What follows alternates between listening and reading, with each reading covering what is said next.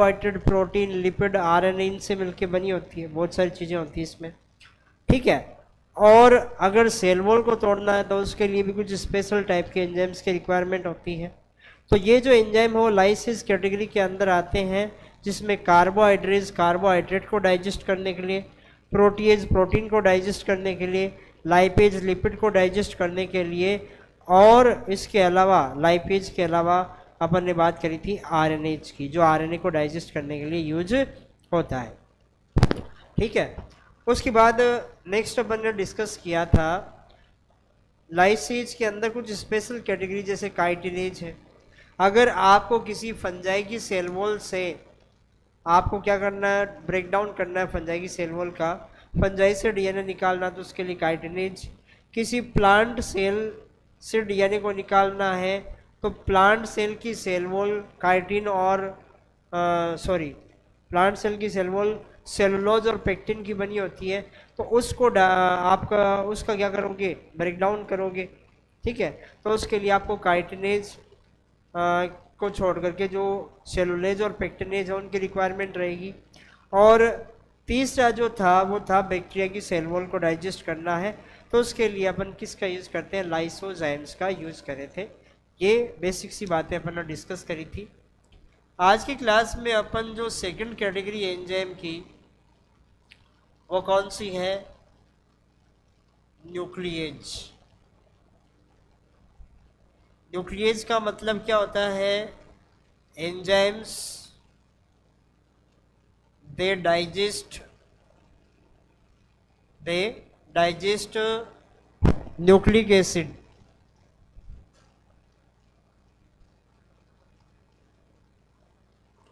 ठीक है। या आप इसको ऐसे बोले तो ज्यादा बेटर होगा, enzymes they breaks nucleic acid into fragments, ठीक है। न्यूक्लिक एसिड को फ्रेगमेंट्स या टुकड़ों में तोड़ने वाला जो एंजाइम का ग्रुप है वो किस में आता है, न्यूक्लियस के अंदर आता है।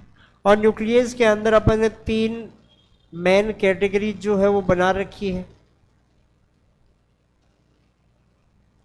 जिसमें एक होता है एक्सोन्यूक्लियस,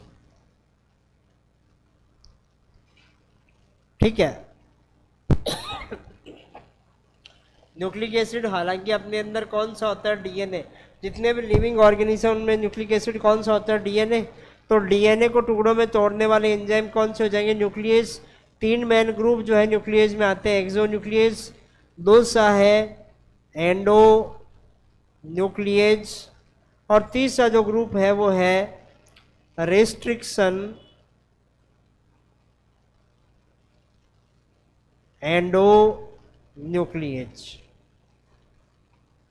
ये 3 ग्रुप। इसमें सबसे पहले एक्सोन्यूक्लियस की बात करें। एक्सो का मतलब आउट, एंडो का मतलब क्या, इनर, ठीक है। और रेस्ट्रिक्शन का मतलब क्या होता है, रोकना, टू स्टॉप, किसी चीज को रोकना, रेस्ट्रिक्ट करना। एंडो का मतलब हो गया इन या इनर। तो यहां पर एक चीज देखिए, एक्सोन्यूक्लियस की बात करें तो ये क्या करते हैं, they makes cut at ends of DNA. DNA के एंड पे कट लगाने वाले जो एंजाइम है उनको आप क्या बोलोगे, एक्सोन्यूक्लियस। जैसे आपके पास एक डीएनए है, डबल स्टैंडर्ड है, इसके इस एंड पे और इस एंड पे कट लगाए तो ये क्या हो गया, एक्सोन्यूक्लियस। ये कौन से हो गए, एक्सोन्यूक्लियस। तो डीएनए को अगर किनारे से या एंड से कट करता है तो क्या हो जाएगा, एक्सोन्यूक्लियस। एंडोन्यूक्लियस की अगर बात की जाए तो ये क्या करेंगे, दे makes cut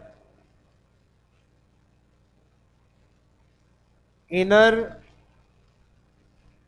sequence of DNA, they makes cut in inner sequence of DNA. DNA को अंदर से कट करेंगे, जैसे मान लो ये डीएनए है, ये तो इसके एंड है, एंड को छोड़ दीजिए, अंदर से कट कर रहे हैं तो क्या हो जाएगा, एंडोन्यूक्लियस, ठीक है। अंदर से कट कर रहा है तो क्या हो जाएगा, एंडोन्यूक्लियस। और रेस्ट्रिक्शन एंडोन्यूक्लियस की अगर बात करें तो ये क्या होते हैं, they are special type of endonucleases, ठीक। और इसको आपने आइसोलेट कहाँ से किया गया है, आइसोलेटेड फ्रॉम बैक्टीरिया, इसको बैक्टीरिया से आइसोलेट किया गया है, प्रोकैरियोट्स से आइसोलेट किया गया है, ठीक है। ये क्या करते हैं, ये बैक्टीरिया के अंदर बैक्टीरियोफेज अपन किसको बोलते हैं, बैक्टीरिया में इन्फेक्शन करने वाले वायरस को। तो बैक्टीरिया में इन्फेक्शन करने वाला जो वायरस है वो जब अपने डीएनए को बैक्टीरिया के अंदर रिलीज करता है तो उस डीएनए को एक टुकड़ों में तोड़ करके उस बैक्टीरियोफेज की ग्रोथ को रेस्ट्रिक्ट करते हैं, रोकते हैं, और उसी से ये वाला टर्म जो रेस्ट्रिक्शन है वो आया है। तो यहाँ पर ध्यान रखिएगा, बैक्टीरिया से इसको आइसोलेट किया गया है और ये क्या करते हैं, रेस्ट्रिक्ट करते हैं, या अपन बोल सकते हैं इनहेबिट कर देते हैं किसको, growth of bacteriophage in bacteria. Bacteria के अंदर बैक्टीरियोफेज की जो ग्रोथ है उसको इनहेबिट करने का काम ये करेंगे, ठीक है। तो ये बैक्टीरिया से आइसोलेट करके स्पेशल टाइप के एंडोन्यूक्लियेज है, डीएनए में अंदर कट लगाएंगे।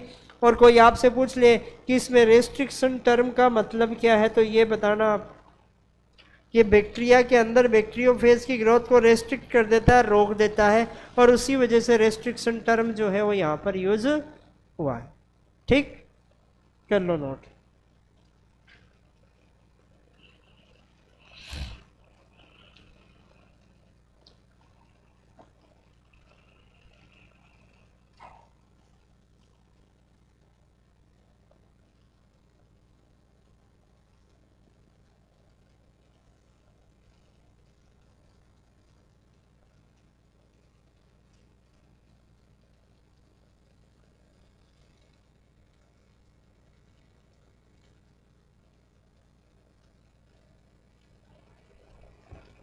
इसके बाद हम लोग बात करेंगे यहाँ पे रेस्ट्रिक्शन एंडोन्यूक्लियस के बारे में डिटेल से। रेस्ट्रिक्शन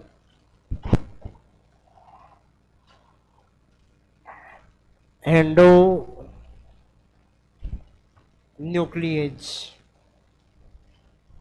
देखो रेस्ट्रिक्शन एंडोन्यूक्लियस की अगर बात करें तो नाम से पता चल रहा है रेस्ट्रिक्शन, क्योंकि बैक्टीरियोफेज की ग्रोथ को रेस्ट्रिक्ट करता है बैक्टीरिया के अंदर, इस वजह से ये वाला टर्म वहाँ से आया है। एंडोन्यूक्लियस क्योंकि डीएनए में अंदर की तरफ कट लगाते हैं, डीएनए को कट करते हैं, इसी वजह से इसको आप क्या बोल सकते हैं, मॉलिक्यूलर सीजर, या इसी के लिए जो टर्म है मॉलिक्यूलर नाइफ, ये दोनों टर्म आप इसके लिए यूज कर सकते हैं। मॉलिक्यूलर सीजर भी आप इसको बोलते हैं, सीजर यानी कैंची काटती, नाइफ भी काटने का काम करता है। और मॉलिक्यूल कौन सा, डीएनए, तो डीएनए को कट करता है, इस वजह से मॉलिक्यूलर सीजर या मॉलिक्यूलर नाइफ आप इसको बोल सकते हैं। तो ये चीज़ आप ध्यान रखिएगा। और इसका रीज़न पूछा जाए, एआर का बढ़िया क्वेश्चन बनता है, because it makes cut in DNA molecules, ठीक है। सेकंड अगर बात करें तो रेस्ट्रिक्शन एंडोन्यूक्लियस के बारे में, most of restriction endonuclease, short में मैं इसको आर से रिप्रेजेंट कर रहा हूं। कहां से आइसोलेटेड है, isolated from bacteria. Most of the restriction endonuclease कहां से आइसोलेट किए जा चुके हैं, बैक्टीरिया से। मोर देन 900 रेस्ट्रिक्शन एंडोन्यूक्लियस, कितने, 900 से ज़्यादा रेस्ट एंडोन्यूक्लियस एंजाइम जो है उनको आइसोलेट किया जा चुका है from more than 230 strain of bacteria. Bacteria के 230 से भी ज़्यादा स्ट्रेन से अब तक 900 से ज़्यादा रेस्ट एंडोन्यूक्लियस को आइसोलेट किया गया है। ये एनसीईआरटी की लाइन है, कोई बार स्टेटमेंट बन करके आ जाता है, तो इसका आप खास तौर से ध्यान रखें बेटा। और एक चीज़ का ध्यान रखिए, रेस्ट एंडोन्यूक्लियस को सबसे पहले भी बैक्टीरिया से आइसोलेट किया गया था, और मोस्टली भी ये कहाँ से आइसोलेट किए जाते हैं, बैक्टीरिया से। रेस्ट एंडोन्यूक्लियस की अगर बात की जाए तो ये वाले जो एंजाइम है इसको अपन बोलते हैं main enzyme of genetic engineering या रिकॉम्बिनेंट डीएनए टेक्नोलॉजी। अगर ये वाला एंजाइम नहीं होता तो आप रिकॉम्बिनेंट डीएनए टेक्नोलॉजी या जेनेटिक इंजीनियरिंग के बारे में सोच भी नहीं सकते थे। एक यहाँ पे स्ट्रेन टर्म यूज हुआ है। स्ट्रेन का मतलब वेराइटी, जैसे एक ही जाति है, एक स्पीसीज है, और उस स्पीसीज में बहुत सारे वेरिएंट हैं। जैसे अपन ने स्ट्रेप्टोकोकस न्यूमोनाई बैक्टीरिया की बात करी थी, आर स्ट्रेन और एस स्ट्रेन। स्पीसीज तो न्यूमोनाई है दोनों की, पर थोड़ा सा उसके अंदर आपस में डिफरेंस है, और उसी वजह से उनको अलग अलग कैटेगरी या स्ट्रेन का अपन बोल सकते हैं। ठीक है, रेस्ट एंडोन्यूक्लियस की अगर बात करें तो फर्स्ट रेस्ट्रिक्शन एंडोन्यूक्लियस अपन बोलते हैं हिंड सेकंड को, और हिंड सेकंड भी एक बैक्टीरिया से आइसोलेटेड किया गया है। कौन से बैक्टीरिया से? That is isolated from A bacteria. Bacteria का नाम क्या है? Haemophilus influenzae. क्या नाम है बैक्टीरिया का? Haemophilus influenzae. तो ये वाला जो बैक्टीरिया है इससे इसको आइसोलेट किया गया है। नाम में पता चलेगा, देखो एच का मतलब हीमोफिलस, IN इन्फ्लुएंजी से यूज हुआ है। ठीक है, अभी अब हम नोमेनक्लेचर जो है वो पढ़ेंगे, उसके अंदर और इसकी डिटेल से बात करेंगे। तो ये फर्स्ट रेस्ट एंडोन्यूक्लियस था जिसको आइसोलेट किया गया था, कहाँ से? बैक्टीरिया से। ठीक है, उसके बाद अगली इंपॉर्टेंट चीज ध्यान रखिएगा, रेस्ट एंडोन्यूक्लियस जो है उसका नोमेनक्लेचर कैसे करते हैं। नोमेनक्लेचर से पहले अपन एक चीज का और ध्यान रखते हैं, ये डीएनए पे हर कहीं पे कट नहीं लगाते, कुछ स्पेशल साइट होती है, उनको आइडेंटिफाई करके केवल उसी में कट लगाते हैं। उन साइट्स को अपन क्या बोलते हैं? रेस्ट्रिक्शन साइट्स, या इसी को आप क्या बोलते हैं? Recognition sites. तो ये क्या होती है? Special sites, special sites of DNA which recognized by restriction endonuclease to makes cut in them। Special type को रिकॉग्नाइज करेगा और उन्हीं में कट लगाएगा। उन साइट्स को आप क्या बोलते हैं? रेस्ट्रिक्ट साइट या रिकॉग्निशन साइट। और ये वाली जो साइट्स होती हैं ये किस टाइप की सीक्वेंस होती है? They are palindrome sequence, palindrome sequence होती है। किस टाइप की सीक्वेंस होती है? Palindrome sequence. अब ये जो पैलिंड्रोम टर्म है उसको अपन समझते हैं। जैसे मैंने यहां पर लिखा है MALAYALAM, मलयालम मैंने लिखा है, तो मलयालम को मैं इधर से पढ़ूंगा तो भी मलयालम आएगा, और इस तरफ से पढ़ूंगा तो भी क्या आएगा? मलयालम आएगा। ठीक है, और मैडम के साथ भी कुछ ऐसा ही है, मैडम के साथ भी कुछ ऐसा है, इधर से पढ़ो तो मैडम आएगा, इधर से पढ़ोगे तो भी मैडम ही आएगा। तो ये क्या डीएनए की सीक्वेंस है क्या डीएनए की सीक्वेंस? ये डीएनए की पैलिंड्रोम सीक्वेंस नहीं है, ये दोनों इंग्लिश के पैलिंड्रोम टर्म है। तो कई बार स्टेटमेंट आता है कि रेस्ट्रिक्शन एंडोन्यूक्लियस जो है वो पैलिंड्रोम सीक्वेंस को आइडेंटिफाई करता है। Madam and Malayalams are palindrome sequence of DNA नहीं, गलत हो जाएगी। ये दोनों डीएनए की पैलिंड्रोम सीक्वेंस नहीं है। ये दोनों क्या है? ये दोनों है इंग्लिश के पैलिंड्रोम टर्म्स। इंग्लिश के पैलिंड्रोम टर्म होते हैं मलयालम या मेडम, पर ये पैलिंड्रोम सीक्वेंस नहीं है। दूसरा, तो पैलिंड्रोम सीक्वेंस क्या है डीएनए की? डीएनए की पैलिंड्रोम सीक्वेंस क्या है? तो पैलिंड्रोम सीक्वेंस को आप देखिए, जैसे आपके पास एक सीक्वेंस है 5 prime to 3 prime. DNA double standard होता है ना। डीएनए कैसा होता है? Double standard. आपके पास एक सीक्वेंस है 5 प्राइम टू 3 प्राइम GAATTC, और इसके सामने वाला जो स्टैंड है वो 3 प्राइम टू 5 प्राइम है। उसमें आप देखोगे C के सामने क्या आएगा? G, T के सामने A के सामने T, G के सामने C। तो आप इसको इधर से पढ़ोगे तो GATTC आएगा, और इसको भी 5 प्राइम टू 3 प्राइम पढ़ोगे तो GATTC आएगा।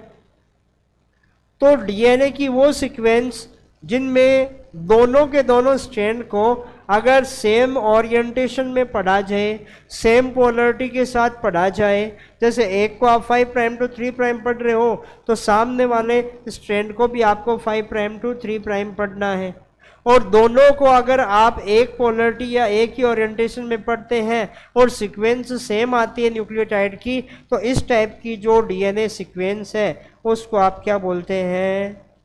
Palindrome sequence of DNA. तो यहां पर ध्यान रखिएगा, डीएनए की पैलिंड्रोम सीक्वेंस का मतलब अलग है, इंग्लिश का पैलिंड्रोम टर्म अलग है।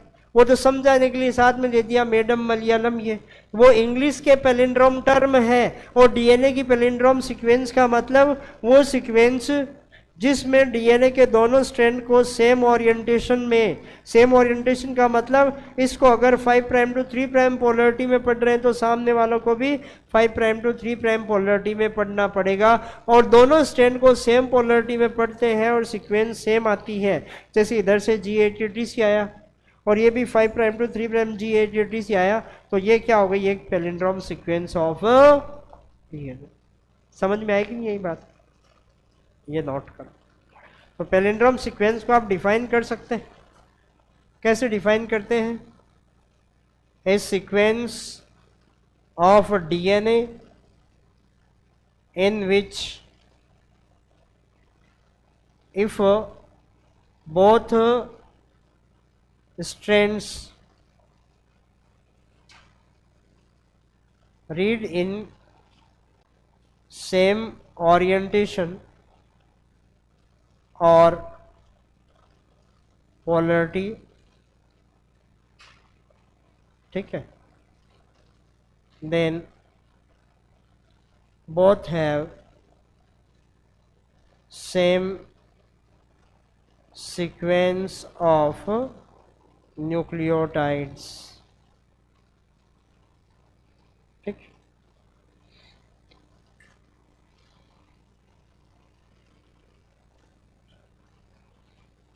चलो समझ में आई क्या बात? क्या था यहाँ पे? पैलिंड्रोम सीक्वेंस ऑफ डीएनए क्या है, पैलिंड्रोम टर्म क्या है?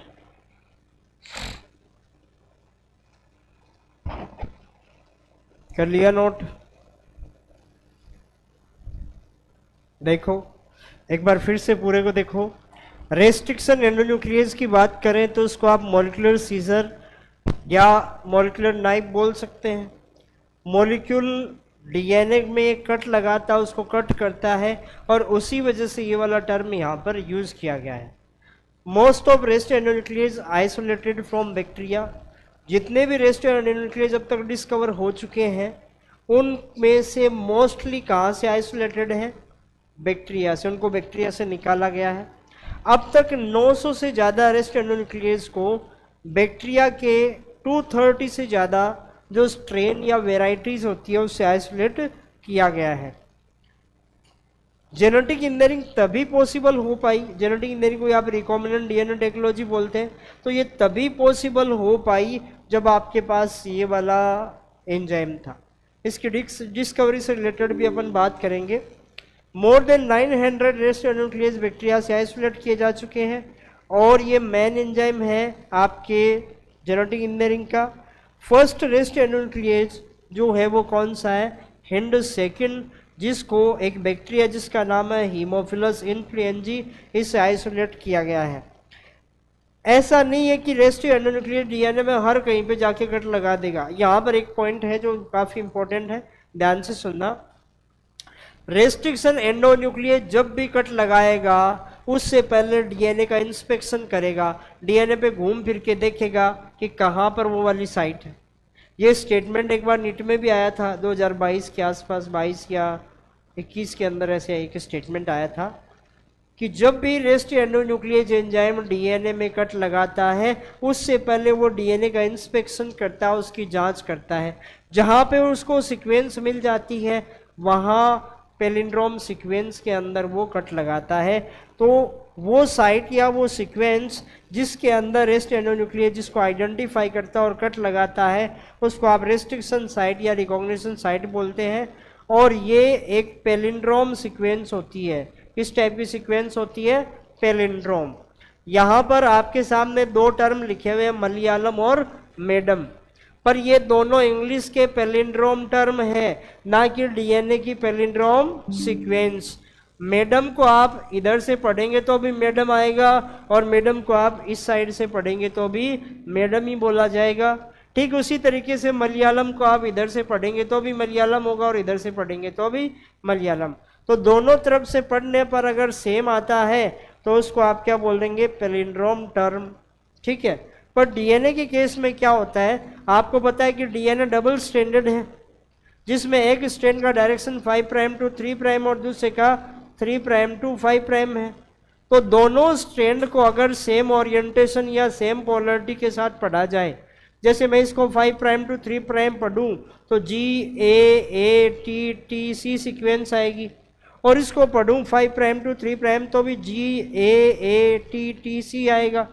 तो दोनों तरफ से दोनों के दोनों स्ट्रैंड हैं, उनको अगर सेम पोलरिटी के साथ पढ़ा जाए, यानी इसको आप 5 प्राइम टू 3 प्राइम पढ़ रहे हैं तो नीचे वाले को भी 5 प्राइम टू 3 प्राइम जब आप पढ़ते हैं और सीक्वेंस अगर सेम आती है तो उस डीएनए सीक्वेंस को अपन क्या बोलते हैं, पैलिंड्रोम सीक्वेंस ऑफ डीएनए।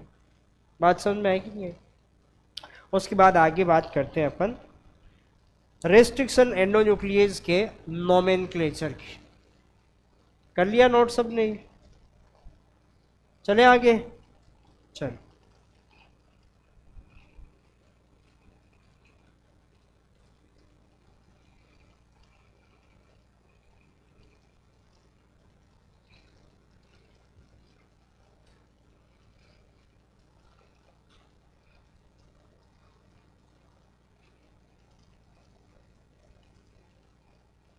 देख, इसके बाद अपन डिस्कस करते हैं nomenclature of restriction endonuclease. Short में आर से रिप्रेजेंट कर रहा हूँ इसको। ये वाले एंजाइम का नोमेनक्लेचर कैसे करते हैं, जैसे आपने Hind second, EcoR first, BMH1, SAL1, PU first, ये डिफरेंट टाइप के एंजाइम के बारे में सुना होगा। तो अपन ये जो अजीब अजीब से नाम बोलते हैं वो नाम कैसे बना और कौन से बैक्टीरिया से इसको आइसोलेट किया गया है, क्या उसके ऊपर वो चीज़ डिपेंड रहती है। तो कुछ बेसिक सी बातें हैं जिनको लेकर के बढ़िया क्वेश्चन बनते हैं, वो चीज़ देखना। एक रेस्ट एंडोन्यूक्लियस एंजाइम का मैं यहाँ पर एग्जाम्पल लेता हूँ, कौन सा है, इकोआर फर्स्ट। कौन सा है, इकोआर फर्स्ट। और ये जो इकोआर फर्स्ट रेस्ट एंडोन्यूक्लियस है ये कहाँ से आइसोलेटेड है, it is isolated from A bacteria, और उस बैक्टीरिया का नाम क्या है, इस्चेरिचिया कोलाई। क्या नाम है बैक्टीरिया का, इस्चेरिचिया कोलाई। इस इस्चेरिचिया कोलाई बैक्टीरिया से इसको जो है आइसोलेट किया गया है। अब एक चीज देखिए, इसमें भी कौन सा स्ट्रेन, RY13 स्ट्रेन। अब देखिए यहाँ पर इस्चेरिचिया जो है वो क्या है, जीनस का नेम, ये कौन से वंश या जीनस से बिलोंग करता है, वो जीनस का नेम है इस्चेरिचिया। और कोलाई की बात करें तो कोलाई यहाँ पर क्या है, स्पीसीज नेम। ये कौन सी स्पीसीज से बैक्टीरिया बिलोंग करता है, उस स्पीसीज का नाम है। और RY13 की बात करें तो ये क्या है, इसके स्ट्रेन, यानी ये कौन सी वैरायटी का बैक्टीरिया है, तो ये स्ट्रेन का नेम है। अब बात आती है कि इस स्ट्रेन से जो रेस्ट एंडोन्यूक्लियस निकाला गया है उसके नोमेनक्लेचर के बात की जाए तो ये नाम क्या है इसका, इक्वार फर्स्ट। तो इसके अंदर ये जो ई लेटर है वो कहाँ से आया, ये फर्स्ट लेटर है of genus name of source bacteria. Source bacteria का मतलब जिस बैक्टीरिया से इसको निकाला गया है उसके जीनस के नाम का फर्स्ट लेटर देखो ई आया है, तो जीनस के नाम में इस्चेरिचिया में ई आ रहा ना शुरू में, तो वहां से आपने क्या ले लिया, ई ले लिया। CO ये देखो स्मॉल में लिखे हुए हैं, तो ये कोलाइस की जो स्पीसीज है उसमें शुरू के 2 लेटर CO यहां से आए कि नहीं आए, तो यहां पर ध्यान रखिएगा ये क्या है, first 2 letter of species name of source. Source के स्पीसीज के नेम के फर्स्ट 2 लेटर आप यहां पे रखोगे।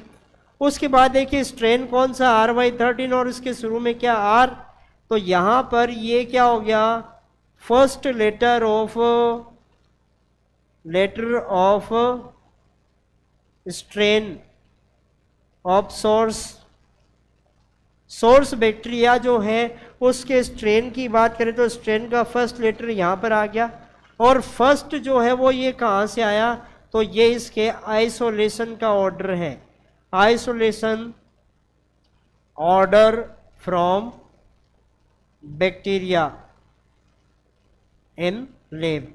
उस लेब के अंदर उस बैक्टीरिया से किस ऑर्डर में इसको आइसोलेट किया गया वो अपन लास्ट में लिखेंगे।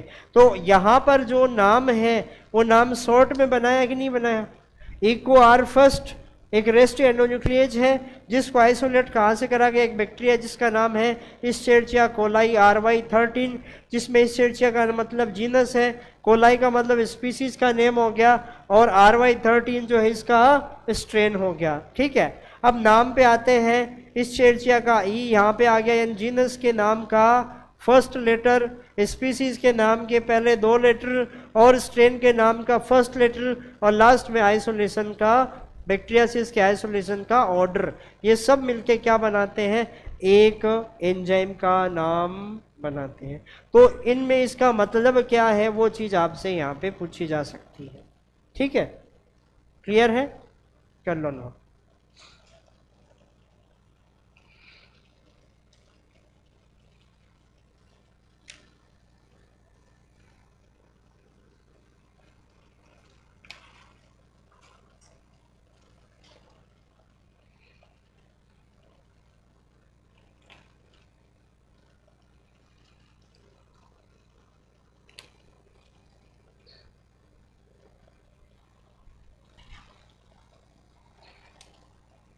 ये देना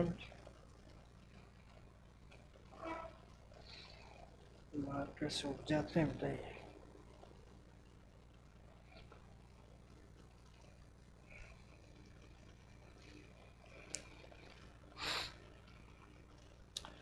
देखो बायोटेक्नोलॉजी के अंदर जो 8 सवाल आते हैं ना, ये आराम से आप सही कर सकते हो।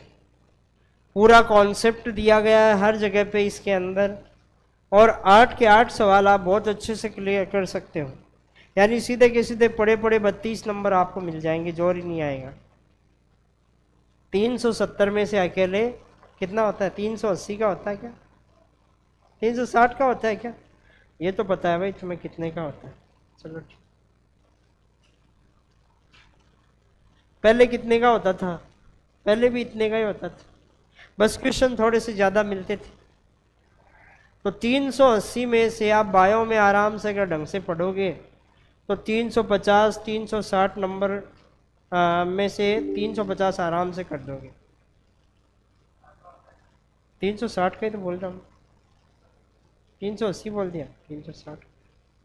360 में से 350 तो आराम से मान के चलो।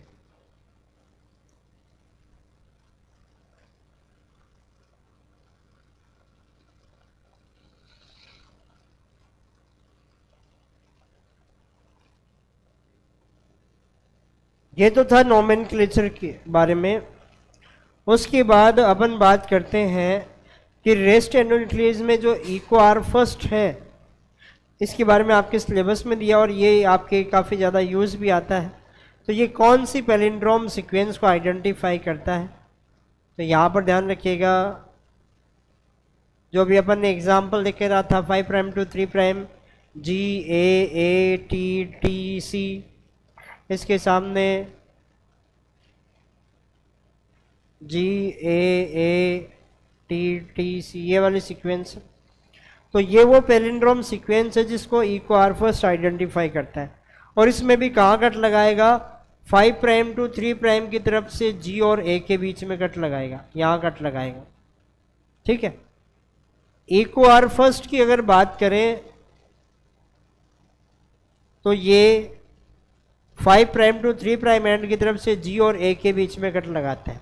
अब देखो कुछ बातें जो रेस्ट एंडोन्यूक्लियस के बारे में है वो यहाँ से क्लियर होती है। कौन सी, कि रेस्ट्रिक्शन एंडोन्यूक्लियस एक तो पैलिंड्रोम सीक्वेंस में कट लगाएगा, और कट लगाएगा तो दोनों डीएनए के जो स्ट्रैंड है उन दोनों में कट लगाएगा।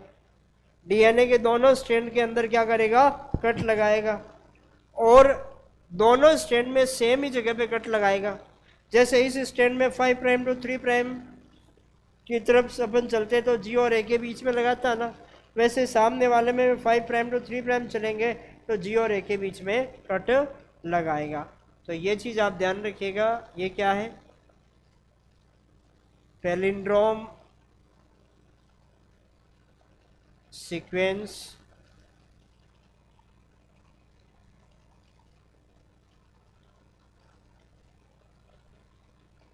which recognized by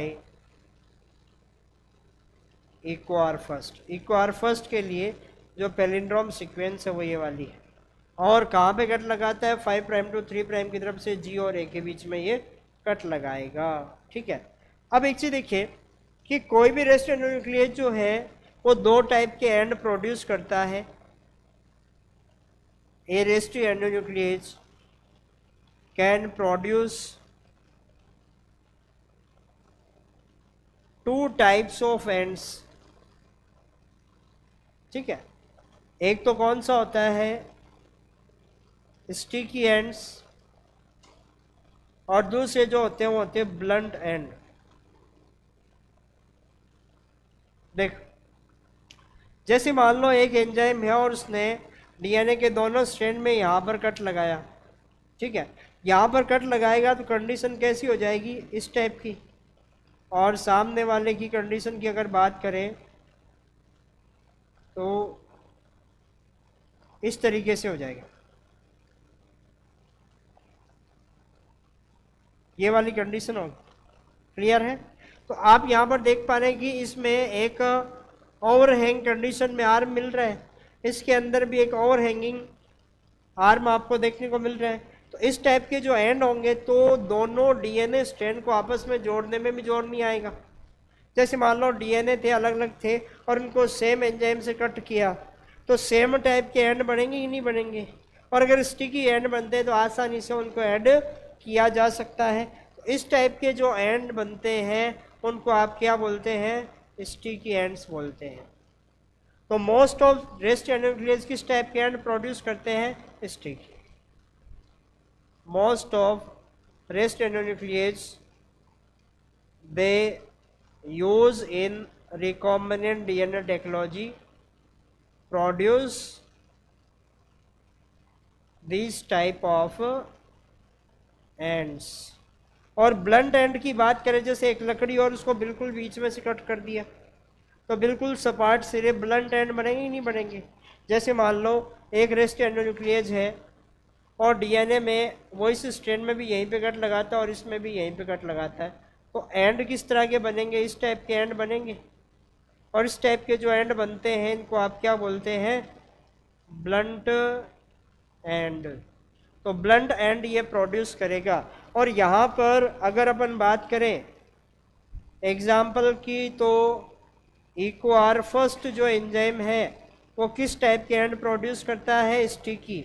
और जो फर्स्ट रेस्ट एंडोन्यूक्लियस था वो कौन से प्रोड्यूस करेगा? जिसको आप क्या बोलते हैं? Hind second. वो कौन सा प्रोड्यूस करता है? Blunt and produce. समझ में आई? ब्लंट और स्टिकी का मतलब क्या है? मोस्ट ऑफ द एंजाइम किस टाइप के एंड प्रोड्यूस करेंगे? स्टिकी। कुछ क्या करेंगे? ब्लंट टाइप के। फर्स्ट रेस्ट एंडोन्यूक्लियस कौन सा था? Hind second. और वो किस टाइप के प्रोड्यूस करता है? ब्लंट। और इक्वार फर्स्ट किस टाइप के करेगा? स्टिकी एंड प्रोड्यूस करेगा। तो ये चीज़ और ध्यान रखना, और ये एग्जाम्पल जो है डायग्राम के साथ ही बना लेना, कर लो ना। अगला एंजाइम कौन सा है? लाइगेज। लाइगेज जो टर्म है वो बना है लाइगेशन से। लाइगेशन प्लस एंजाइम से। एंजाइम के लिए कौन सा टर्म यूज होता है? एज। ठीक है। और LIG का मतलब होता है लाइगेशन से। लाइगेशन का मतलब क्या होता है? टू कनेक्ट, यानी दो चीज़ें हों उसको जोड़ना है, तो उसके लिए लाइगेशन टर्म यूज़ किया जाता है। और एंजाइम के लिए एज टर्म जो है वो यूज होता है। तो लाइगेज जो है ये क्या काम करता है? ये एंजाइम दो डीएनए को एक साथ जोड़ने का काम करता है। देखो, डीएनए के अंदर कट लगाने की बात आती है तो रेस्ट्रिक्शन एंडोन्यूक्लियेज एंजाइम जो है वो ये काम करता है। जैसे मान लो यहाँ ग्वानिन था, यहाँ साइटोसिन है, और ये दो न्यूक्लियोटाइड जो है, हालांकि ये बेस है, बेस से इसको रिप्रेजेंट करते हैं, पर डीएनए में एक पूरी न्यूक्लियोटाइड, एक इधर की न्यूक्लियोटाइड, और ये न्यूक्लियोटाइड आपस के अंदर जिस बॉन्ड से जुड़ी होती है उसको बोलते हैं फोस्फो डाइएस्टर बॉन्ड। तो इस फोस्फोडाइएस्टर बॉन्ड को तोड़ने का काम कौन करता है? रेस्ट्रिक्शन एंडोन्यूक्लियेज। कौन सा एंजाइम करता है? रेस्ट एंडोन्यूक्लियेज। तो एक पॉइंट और नोट कर लो डबल स्टार लगा करके, उसके बाद आगे बात करेंगे। Restriction endonuclease, restriction endonuclease breaks the phosphodiester bond, breaks the phosphodiester bond। Underline कर लेना फोस्फोडाइएस्टर।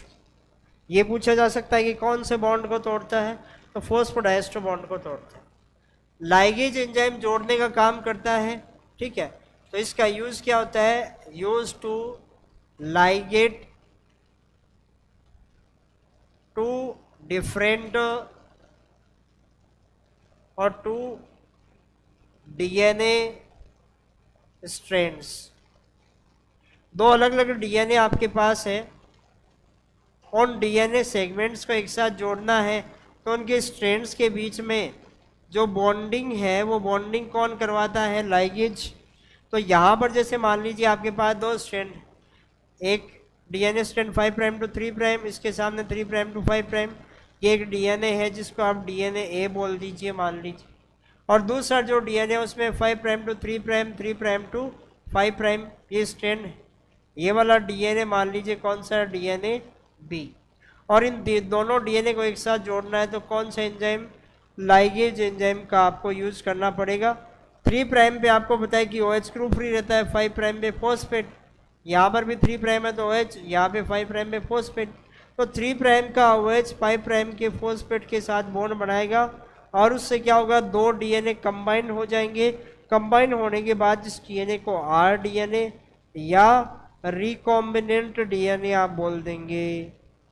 तो रिकॉम्बिनेंट डीएनए बनाने के लिए रेस्ट एंडोन्यूक्लियेज तो चाहिए ही चाहिए, वो तो डीएनए सेगमेंट को कट करेगा, और दो डीएनए को जैसे जो आपका कट किया हुआ डीएनए उसको दूसरे डीएनए के साथ जोड़ना है, तो उसके लिए कौन सा एंजाइम चाहिए? लाइगेज। ये बॉन्ड बनाने का काम करता है, इसी वजह से इसी को आप क्या बोलते हैं? It is also called molecular gum. Molecular knife किसको बोला था? रेस्ट एंडोन्यूक्लियस को। और मॉलिक्यूलर गम अपन किसको बोलते हैं? लाइगेज को, क्योंकि ये जोड़ने का, गम की तरह जोड़ने का काम करता है। ठीक है, और वो तोड़ रहा था, इस वजह से उसको मॉलिक्यूलर सीजर या मॉलिक्यूलर नाइफ अपन बोलते हैं। ये कौन सा बॉन्ड बना रहा है? ये कौन सा बॉन्ड बना रहा है? Phosphodiester bond. It forms phosphodiester bond. तो ये दो अलग अलग डीएनए हैं, उनके स्ट्रैंड्स के बीच में कौन सा बॉन्ड बनाएगा? फॉस्फोडाइएस्टर बॉन्ड बनाएगा। रेस्ट एंडोन्यूक्लियस क्या कर रहा था? उस बॉन्ड का ब्रेकडाउन कर रहा था, उसको तोड़ रहा है। कर लो ना।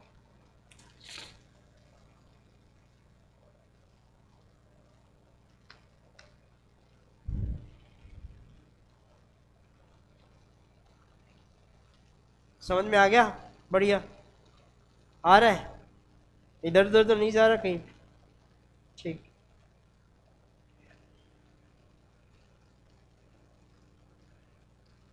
समझ में आया कि नहीं आया? इसका सबसे बेस्ट तरीका पता करने का, क्वेश्चंस निकल रहे हैं कि नहीं निकल रहे? समझ में तो बहुत सारे बच्चों को आ जाता है, पर रिवीजन करने में जोर बहुत सारे बच्चों को आता है। कुछ बच्चे रिवीजन ढंग से कर पाते हैं। ठीक है, तो आप रिवीजन पे थोड़ा ज़्यादा फोकस करें। जितना अच्छा रिवीजन होगा, चाहे कम चीज़ें पढ़ लो, उन्हीं चीज़ों को बार बार रिवाइज कर लो, पर जो चीज़ें आपने पढ़ रखी है वो बहुत ज़्यादा स्ट्रॉन्ग होनी चाहिए। उनमें से कोई भी क्वेश्चन आता है तो वो आपका बढ़िया से निकलना चाहिए। देख, आज की क्लास में अपन ने रेस्ट्रिक्शन एंडोन्यूक्लियस के बारे में डिस्कस किया, जिसको आप मॉलिक्यूलर सीजर या मॉलिक्यूलर नाइफ भी बोलते हैं।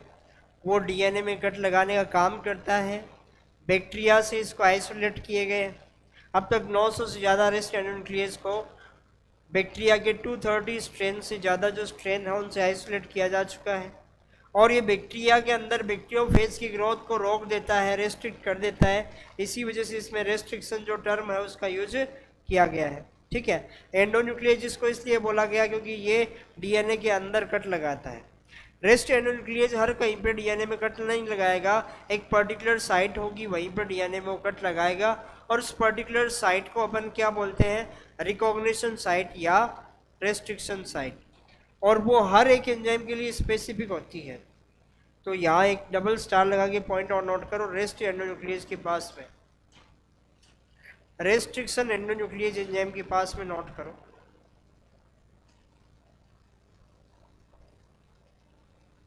palindrome sequences are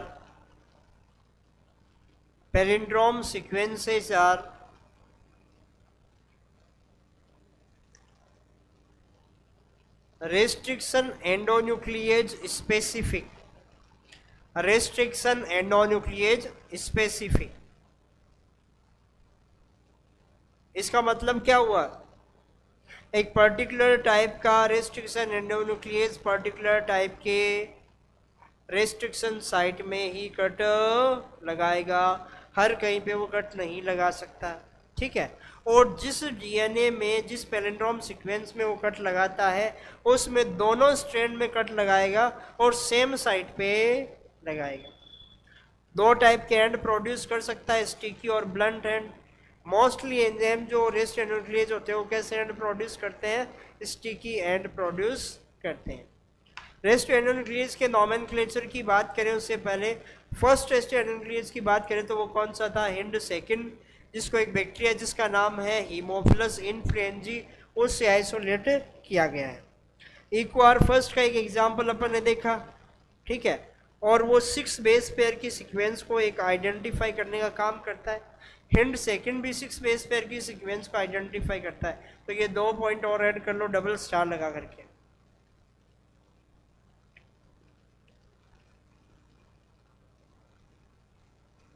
restriction site और recognition site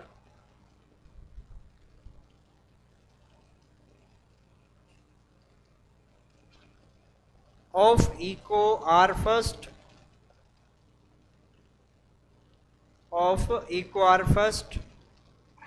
and hind second are 6 base pair long. NEET में आया हुआ क्वेश्चन है। हिंड सेकंड कितने बेस पेयर की पैलिंड्रोम सीक्वेंस को आइडेंटिफाई करता है? तो 6 base pair. Eco R first भी कितने को आइडेंटिफाई करेगा? और हिंड सेकंड कौन से एंड प्रोड्यूस करेगा? ब्लंट। इको आर फर्स्ट कौन सा करेगा? Sticky and. बाकी एंजाइम्स के बारे में ध्यान रखने की जरूरत नहीं है, पर ये 2 एंजाइम जो आप जरूर ध्यान रखिए, ठीक है। उसके बाद अगर नोमेनक्लेचर की बात करें तो उसके लिए अपन एक एग्जांपल लिया था, इको आर फर्स्ट। ई का मतलब स्टेज किया, सीओ का मतलब स्पीसीज के इनिशियल 2 नाम, आर जो है इसके स्ट्रेन RY13 से लिया गया है, और फर्स्ट इसके आइसोलेशन का ऑर्डर है कि बैक्टीरिया से किस ऑर्डर में इसको आइसोलेट किया गया, ठीक है। इसके बाद बाकी चीज़ें करेंगे नेक्स्ट क्लास।